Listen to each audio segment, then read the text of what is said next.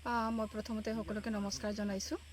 আজি আমি এটা বাতৰি পৰিৱেশন হৈছিল আমাৰ মতিঝৰা গাঁৱৰ মুছলঝৰা প্ৰাইমাৰীৰ অন্তৰ্গত।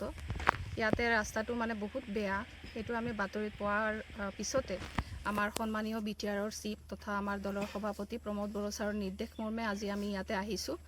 আমি ৰাস্তাটো চাইছোঁ, বহুত জৰাজীৰ্ণ অৱস্থাত আছে আৰু অলৰেডি আমি এইটো লিষ্টতো দিছিলোঁ, যদিও এতিয়া খুব বেছি অসুবিধা হোৱাৰ কাৰণে ৰাইজৰ আমি সোনকালে এই কামটো কৰাৰ কাৰণে আমাৰ সন্মানীয় ছাৰে, আমাৰ বিটিআৰৰ চিফ প্ৰমোদ বড়ো ছাৰে আমাক নিৰ্দেশ দিছে।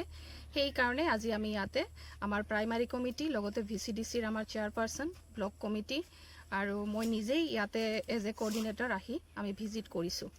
হয়, তাতে বহুত বেয়া লাগিছে, দুখজনক কথা। এনে মহিলাসকলে জানে সেইটো সময় বহুত মানে কষ্টকৰ সময়, আৰু সেনেকা এটা সময়ত এই ৰাস্তাৰ কাৰণে ইমান কষ্ট পাইছে, সেইটো চায়ে আমি যদিও আমি কেইদিনমান পিছত কামটো কৰিলেও হয়, এইকাৰণে আমি তাততীয়াকৈ কামটো কৰাৰ কাৰণে নিৰ্দেশ হিচাপে, ছাৰৰ নিৰ্দেশ হিচাপে আৰম্ভ হ'ব। আমি আজিৰে পৰা মানে যিখিনি পানী জমা হৈ আছে সেই পানীখিনি অলপ কি কৰাৰ কাৰণে, ক্লিয়াৰ কৰাৰ কাৰণে এনে আমাৰ লগাই দিয়া হৈছে।